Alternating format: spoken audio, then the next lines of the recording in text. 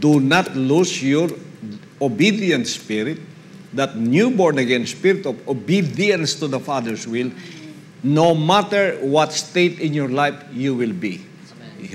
You may be poor right now, you may be middle class, you may be billionaire, you may be millionaire or billionaire or trillionaire, but do not lose the first. Because the Bible says, what doth it profit a man if he gains the whole world and lose his own soul? So ito yung paalala ko sa lahat ng mga members. When you engage in kingdom, spiritual business of the Father, you might lose your soul in the midst of what you are doing.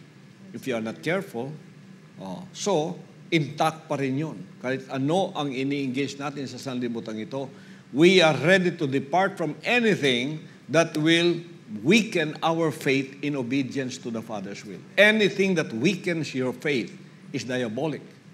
It's demonic. You have to disengage from it. Kahit ano pa ang gawin mo, mawala sa iyo yan, basta't ikaw ay tumino lang at sumunod sa kanyang kalooban.